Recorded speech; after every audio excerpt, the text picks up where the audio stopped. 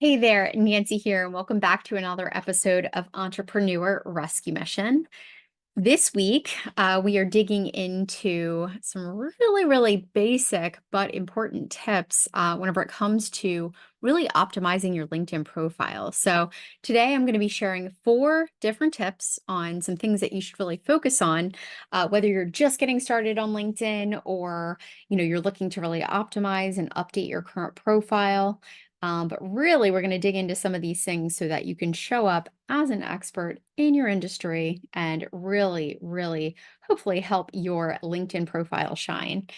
So let's dive right in. Well, actually, you know what? No, let me rewind it. Before we dive in, there's an important thing that we must cover.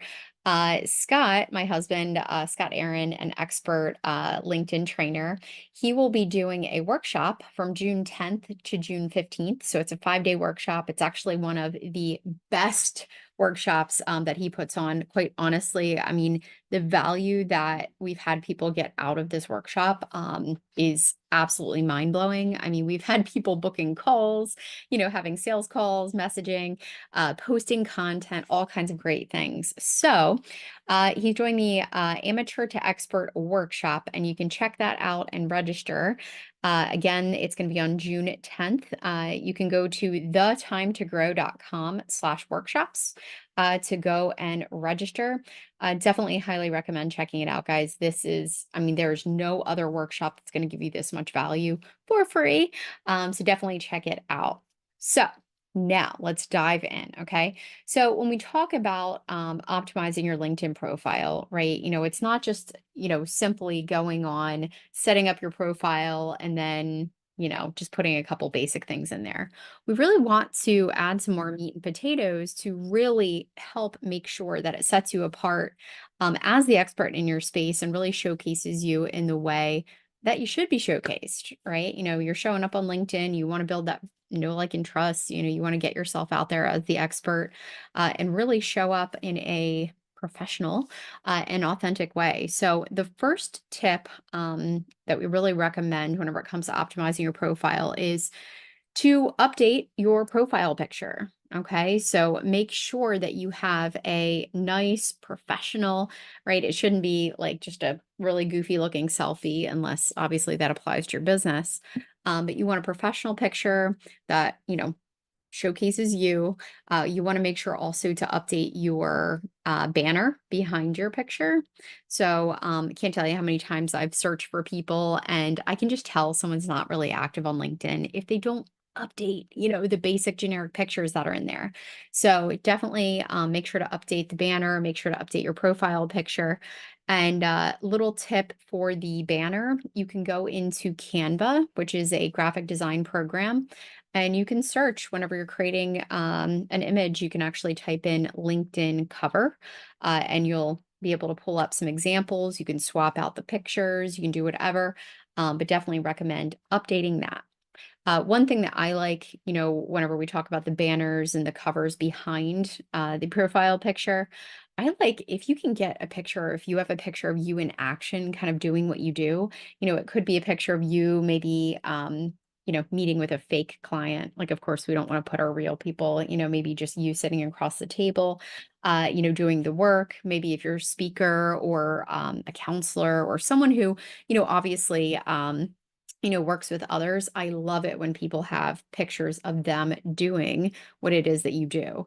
Now, if you can't do that or you don't have that, absolutely go on Canva, check it out. They've got really cool templates that you can pull up and you can update your background that way. Now, the second tip on updating and optimizing your LinkedIn profile would be to make sure that your headline is updated. Okay, so this is the headline. These are the little words, that are going to be underneath your name.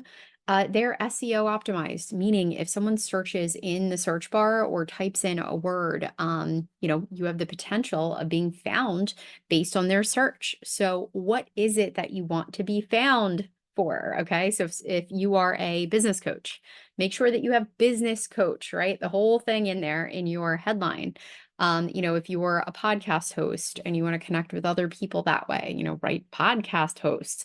But you want to make sure that you update that headline for any of those searchable terms that you want to be found for. You're a personal branding expert, great, put it in there. If you're an author, great, put it in there. Whatever you want to be found for, make sure that you update that headline because it is SEO optimized.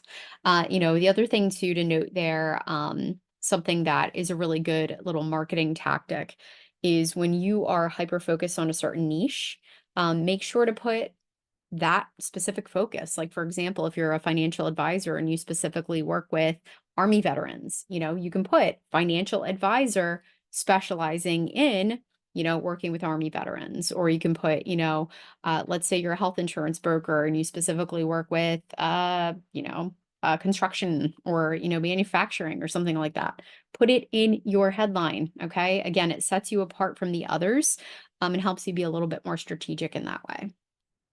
Now, the third tip is going to be the summary. Okay, so your summary in your profile is such a wonderful little area for you to share a little bit more about you, your expertise, your credibility, kind of what got you to here, doing what it is that you do.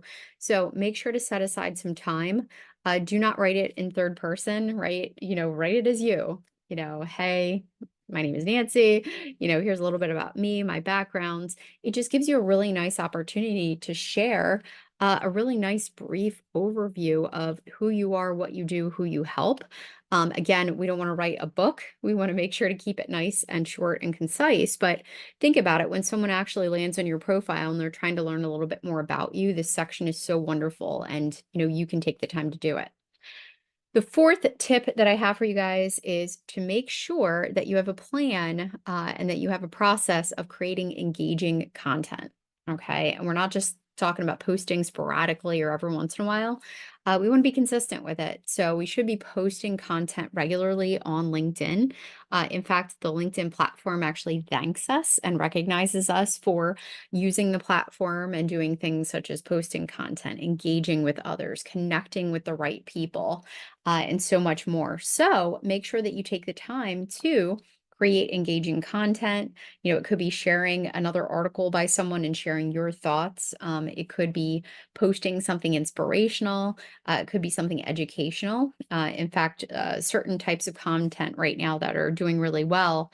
This was actually shared by Andy Crestadina, who is a content expert who was recently on the Social Media Examiner, said that, sharing your thoughts on something that's a hot topic, industry related, is really great. So, for example, let's say in the world of health insurance, there's a really big hot topic on a certain policy, or, maybe something that is really important for small business owners to know.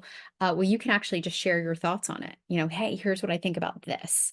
And you're not doing it just to start an argument, right? We don't want to do those kinds of thoughts. We want to actually just share our input and hopefully start conversation, right? LinkedIn, it's, as a platform, wants people to engage, interact. They want to find things, want people to find things useful. So make sure that you do post content, obviously, that's relevant to your peeps. The other little bonus tip I'll give you, because I already gave you 4 tips, would be to make sure to collect testimonials, in the form of recommendations, right? It's the easiest way that we can start to kind of build that credibility and make sure that we, capture testimonials in a super easy, laid back way, right? A lot of people, work with clients or they work with people and they feel kind of weird maybe sending an email and just saying, hey, can you give me a testimonial? Well, it's super easy to connect with a client or someone that you've worked with on LinkedIn and to actually hit that button. Hey, I would love it if you shared, a recommendation with me and send it out that way. I'd love to share one with you or about you, because again, you can actually do recommendations both ways. Whether it's someone who hired you and you worked with them, you can provide feedback on how they were as a client. Maybe it was someone you worked with and you just really want them to share the amazingness, that you had together working on a project or something. So again, definitely utilize that recommendation section. The other tip I'll give you is, if you want to kind of dig into these things a little bit deeper, Scott has a really, really awesome download on his website. So if you visit scottaaron.net, and that's spelled SCOTT dot, or I'm sorry, SCOTT AARON.net. Okay. And you can go, there's a free download to optimize your profile. Check it out. But even more so, please make sure that you register, okay, for the upcoming workshop. It is going to be absolutely amazing. I'm not going to be teaching at this one, but what I will tell you is Scott is so thoughtful and so caring and just wants to give so much value. And honestly, this is one of the best workshops that he teaches. And like I said before, people walk away getting so much value. So I know this one's going to be amazing. So definitely check that out. Again, you can check it out at thetimetogrowcom/workshops, or you can also visit Scott's website at scottaaron.net.